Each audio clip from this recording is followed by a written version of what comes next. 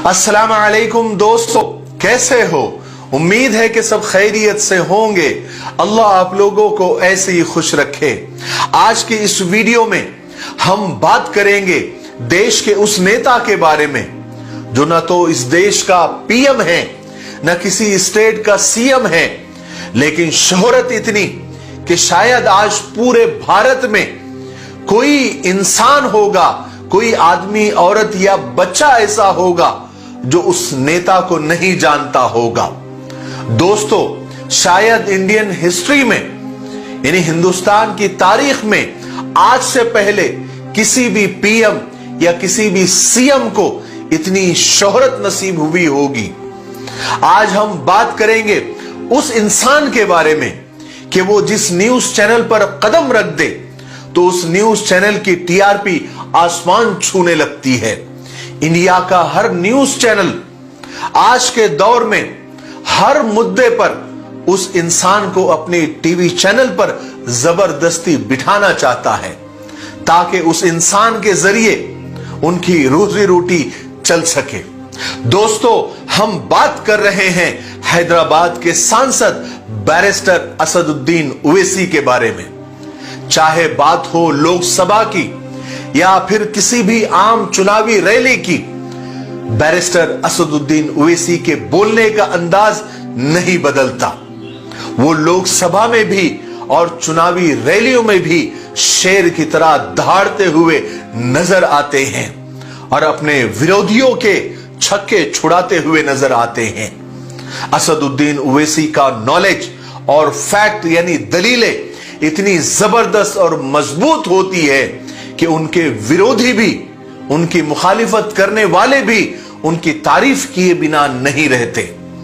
जब असदुद्दीन ओवैसी किसी मंच पर भाषण देने के लिए जाते हैं तो लाखों लोग उनका भाषण सुनने के लिए आते हैं, उनकी तकरीर सुनने के लिए आते हैं। और आपको यह जानकर हैरानी होगी कि जितने भी लोग उनका भाषण, उनकी तकरीर सुनना पसंद करते हैं, उनमें आधे से ज्यादा लोग वो होते हैं जो उनके विरोधी होते हैं। लेकिन फिर भी लोग उनका भाषण, उनकी तकरीर सुनना पसंद करते हैं क्योंकि विरोधियों का भी मानना यह है कि असदुद्दीन ओवैसी इस दौर में पूरे भारत में सबसे पढ़े लिखे नेताओं में से एक है। पूरे इंडिया में आज के दौर में कोई ऐसा नेता मौजूद होगा जो नॉलेज और फैक्ट के साथ साथ स्पीच देने के मामले में असदुद्दीन ओवैसी का मुकाबला कर सके। आज के इस वीडियो में हम शॉर्टकट में जानेंगे कि आखिर असदुद्दीन ओवैसी कौन है, बचपन से लेकर अब तक का टोटल राजनीति का सफर कितना मुश्किल और कितना आसान रहा। दोस्तों, बैरिस्टर असदुद्दीन ओवैसी कॉलेज के दिनों में बहुत अच्छे क्रिकेटर हुआ करते थे। वो इतने अच्छे क्रिकेटर थे कि वो नेशनल टीम में खेलने का ख्वाब भी देखने लगे थे। फिर अचानक ऐसा हुआ, उनकी जिंदगी में एक ऐसा मोड़ आया कि वो क्रिकेटर तो नहीं बन सके, लेकिन इंडिया के सबसे ताकतवर नेताओं में से एक नेता बन गए। दोस्तों, बैरिस्टर असदुद्दीन ओवैसी की पैदाइश हैदराबाद के शहर में 13 मई 1979 में हुई थी। असदुद्दीन ओवैसी के वालिद यानी फादर सलाहुद्दीन ओवैसी थे। उनकी मां का नाम नजमुन निसा था। असदुद्दीन ओवैसी के एक छोटे भाई अकबरुद्दीन ओवैसी को भी आप जानते होंगे, जो हमेशा अपने जोशीले बयान की वजह से हाईलाइट में रहते हैं। क्रिकेट में उनकी काबिलियत का अंदाजा सिर्फ इस बात से लगा सकते हैं कि बहुत ही कम उम्र में असदुद्दीन ओवैसी का अंडर 25 में सिलेक्शन हो गया था। इसके अलावा उन्होंने डीजिट या विजिट ट्रॉफी भी खेली थी। बाद में उनका सिलेक्शन साउथ जोन यूनिवर्सिटी के टीम में हो गया था। असदुद्दीन ओवैसी के साथ खेलने वाले प्लेयर आज भी ये मानते हैं कि असदुद्दीन ओवैसी इतने अच्छे पेस्ट बॉलर थे यानी फास्ट बॉलर थे कि हर इनिंग में वो 4 से 5 विकेट तो ले लिया करते थे। दोस्तों, असदुद्दीन ओवैसी की फास्ट बॉलिंग कॉलेज के दिनों में बेंगलोर की तरफ से खेलने वाले वेंकटेश प्रसाद की बॉलिंग की टक्कर मानी जाती थी। वही वेंकटेश प्रसाद जो आगे जाकर इंडियन इंटरनेशनल क्रिकेट टीम के बड़े बॉलर साबित हुए। और बहुत सारे लोगों का तो यह कहना है कि सियासत में आकर भी असदुद्दीन ओवैसी साहब फास्ट बॉलर का काम ही कर रहे हैं। वो रोजाना विरोधियों के 4 से 5 विकेट तो ले ही लेते हैं। बहरहाल असदुद्दीन ओवैसी ने अचानक यह फैसला किया कि वो अपने क्रिकेट करियर को छोड़कर अब लॉ की पढ़ाई करना चाहते हैं, यानी कानून की पढ़ाई करना चाहते हैं, वो भी इंडिया में नहीं बल्कि लंदन में जाकर। अब यह फैसले के बाद वो लंदन रवाना हो गए।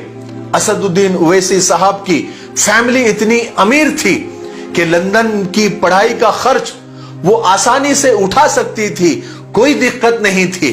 लेकिन बैरिस्टर असदुद्दीन ओवैसी ने अपने पढ़ाई का खर्चा खुद उठाने का फैसला किया।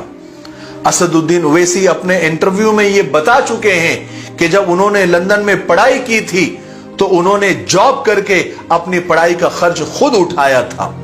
और यह फैसला उनके फैमिली का नहीं बल्कि उनके खुद का था। 1992 और 1993 यानी 1992 और 1993 के दौर में लंदन से बैरिस्टर की डिग्री लेकर जब वो इंडिया में वापस आए तो इंडिया आते ही उनके वालिद सलाहुद्दीन ओवैसी ने राजनीति में उन्हें उतारने का फैसला किया। और असदुद्दीन ओवैसी साहब को उनके वालिद ने अपनी पार्टी यानी मजलिस इत्तेहादुल मुस्लिमीन से 1994 में असदुद्दीन ओवैसी साहब को टिकट भी दिया। और असदुद्दीन ओवैसी साहब 1994 में विधानसभा का इलेक्शन लड़े और इस इलेक्शन में जीत के साथ उन्होंने विधानसभा में एंट्री की। उसके बाद उनकी शोहरत को 4 चांद लगते ही चले गए। असदुद्दीन ओवैसी 2004 का इलेक्शन जीतने के बाद जब पहली बार लोकसभा में गए तो शायद किसी को यह अंदाजा नहीं था कि आने वाले दिनों में यह कम उम्र दिखने वाला एक सादा सा इंसान हम सब पर भारी पड़ने वाला है। 2004 के बाद फिर बैरिस्टर असदुद्दीन ओवैसी साहब ने पीछे मुड़कर नहीं देखा, लगातार एक के बाद एक कामयाबियों की सीढ़ियां चढ़ते चले गए। 2004 में एमपी का इलेक्शन जीतने के बाद हर इलेक्शन में असदुद्दीन ओवैसी साहब ने बड़े फासले के साथ जीत को हासिल किया। हैदराबाद से लगातार 4 बार सांसद चुने गए। इसके अलावा हैदराबाद की 7 विधानसभा सीटें भी ओवैसी साहब के पास है। अगर यानी इसका मतलब यह हुआ कि अगर यह कहा जाए कि हैदराबाद की राजनीति में ओवैसी साहब की इजाजत के बगैर एक परिंदा भी पर नहीं मार सकता तो यह कहना शायद गलत नहीं होगा। साथ ही साथ मैं आपको यह भी बताता चलूं कि असदुद्दीन ओवैसी साहब कुछ झूठे इल्जामों की वजह से जेल भी काट चुके हैं। राजनीति में यह आम बात है क्योंकि शायद ही कोई ऐसा बड़ा नेता होगा जिसने जेल का मुंह नहीं देखा होगा। आज असदुद्दीन ओवैसी की 6 औलादें हैं जिनमें से 5 बेटियां और 1 बेटा है। हम आपको यह बताते चले कि असदुद्दीन ओवैसी साहब के सपोर्टर उन्हें नकीब मिल्लत यानी दीन की रहनुमाई करने वाला के नाम से पुकारते हैं। और मेरा भी मानना यह है कि असदुद्दीन ओवैसी साहब में नकीब मिल्लत कहलाने की सारी खूबियां मौजूद है क्योंकि असदुद्दीन ओवैसी साहब की खास बात यह है कि वो हमेशा जमीनी तौर पर लोगों के साथ रहते हैं। जब भी हैदराबाद में मौजूद होते हैं तो अपने ऑफिस में तकरीबन 4 से 5 घंटा वो गुजारते हैं और इन 4-5 घंटों में वो लोगों से मुलाकात करते हैं और उनकी परेशानियों को जल्द अज जल्द खत्म करने की कोशिश करते हैं। और आज के दौर में हैदराबाद में असदुद्दीन ओवैसी साहब के बहुत सारे हॉस्पिटल्स और बहुत सारे स्कूल्स हैं जिनमें ज्यादातर फ्री और मुफ्त है। स्कूल में फ्री में बच्चों को पढ़ाया जाता है और हॉस्पिटल में फ्री में इलाज करवाया जाता है और इन तमाम चीजों की सारी देखरेख और निगरानी उनके छोटे भाई अकबरुद्दीन ओवैसी संभालते हैं। असदुद्दीन ओवैसी साहब को चाहे लोकसभा हो चाहे कोई चुनावी रैली हो, मुस्लिम और दलित जैसे जितने भी नीचे तबके के लोग हैं, मजलूम लोग हैं, सताए हुए लोग हैं, जो पूरे हिंदुस्तान में रहते हैं, उनके मुद्दों को उठाते हुए देखे जाते हैं और हमेशा नीचे और मजलूम तबकों की आवाज बनते हुए नजर आते हैं। पिछले कुछ सालों में संसद में सबसे ज्यादा उन्हीं के बयानों की चर्चा होती है और कई सालों से संसद में एक्टिव रहने वाले सांसद है। 3 तलाक का मुद्दा हो या कश्मीर का मुद्दा हो या CAA या NRC जैसे बड़े बड़े मुद्दे हो, इन तमाम ही बड़े बड़े मुद्दों पर असदुद्दीन ओवैसी साहब ने संसद में ऐसी दलीलें पेश की, ऐसे तर्क पेश किए जिसका जवाब देना किसी भी सांसद के लिए मुश्किल बन गया है। बैरिस्टर असदुद्दीन ओवैसी हमेशा सत्ता में मौजूद बीजेपी की मुखालिफत करते हुए नजर आते हैं, लेकिन साथ साथ वो कांग्रेस को भी कभी नहीं बख्शते। वो कांग्रेस पर यह आरोप लगाते हैं कि कांग्रेस ने इतने साल हुकूमत करने के बाद भी हमारे लिए और दलितों के लिए कुछ भी नहीं किया। उन्होंने सिर्फ और सिर्फ वोट बैंक के लिए इन्हें इस्तेमाल किया है। यही वजह है कि कांग्रेस जैसे जितनी भी सेकुलर पार्टियां हैं, वो सब असदुद्दीन ओवैसी साहब पर बीजेपी से मिले हुए होने का आरोप लगाती है। उनका मानना है कि असदुद्दीन ओवैसी अंदरूनी तौर पर बीजेपी से मिले हुए हैं और ये हमेशा इलेक्शन में बीजेपी के मुखालिफ पार्टियों का वोट काटते हैं। हालांकि ये सरासर झूठ है और एक घिनौना इल्जाम है।